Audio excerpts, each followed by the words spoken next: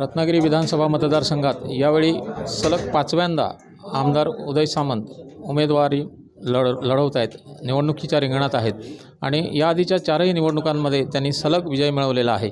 या पार्श्वभूमीवर पाचव्या या निवडणुकीत आमदार उदय सामंत यांची स्थिती या मतदारसंघातली कशी आहे नेमकी आणि काय त्याबद्दल वाटतं, याबद्दल नेमकं तुमची भूमिका सांगा।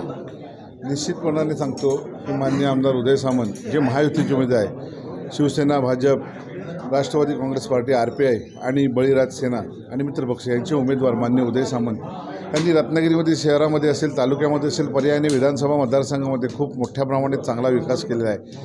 वैद्यकीयदृष्ट्या म्हटलं तर मेडिकल कॉलेज आलेलं आहे, शैक्षणिकदृष्ट्या इंजिनिअरिंग कॉलेज, बाकी ANM, JNM, नर्सिंग कॉलेज सर्व कॉलेज आलेले आहेत। विकासाचा मुद्दा धरलात बाकी तर रोजगाराच्या भूमिकेत म्हटलात तर दोन मोठे प्रोजेक्ट रत्नागिरीमध्ये आलेले आहेत, जे वेल्लोरे सेमीकंडक्टरचा प्रोजेक्ट आहे आणि धीरूभाई अंबानी डिफेन्स क्लस्टर हा प्रोजेक्ट सुरू होतो आहे। त्यानंतर सर्व प्रकारच्या रस्ते, गटार, वीज, पाणी एवढाच फक्त भर न देता सर्वांगीण विकास त्यांनी केलेला आहे। मागील 4 निवडणुका मी स्वतः त्यांच्यावर कायम असल्यामुळे मला त्यांचा फार चांगला अनुभव आहे। अतिशय चांगल्या प्रकारचं लीड शहरातून मिळालं आहे, तालुक्यातून मिळालं आहे आणि विधानसभा मतदारसंघातून मिळालं आहे। आणि यावेळी तरुणाईचा उत्साह एवढा त्यांच्या पाठीशी आहे की तरुणी मोठ्या प्रमाणावर साहेबांच्या प्रचारामध्ये बाहेर पडत आहेत। शहरामध्ये तर प्रचंड भरपूर प्रमाणात प्रत्येक प्रभागामध्ये 100-100, 150-150 कार्यकर्ते प्रचारासाठी फिरत आहेत आणि उत्स्फूर्त प्रतिसाद आहे।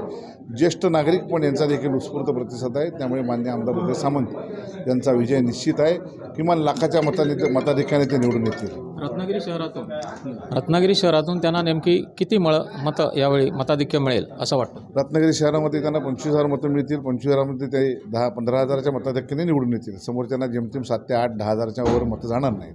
आता तुमचा विश्वास आहे की ते पुन्हा पाचव्यांदा निवडून येणार? पाचव्यांदा निश्चितपणे निवडून येणार, महायुतीचं सरकार येणार। निवडून आल्यानंतर पुढचा त्यांचे नेमके म्हणजे भूमिका किंवा नेमका पुढचा विकास माननीय आमदार उदय सामंत यांची भूमिका निश्चितपणे तेच सांगतील।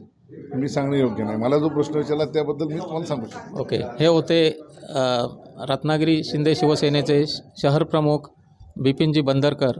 त्यांनी या मतदारसंघात नेमकी काय स्थिती आहे, उदय सामंत यांना लोकांचा कसा पाठिंबा आहे याबाबतची आपली भूमिका स्पष्ट केली आहे। धन्यवाद।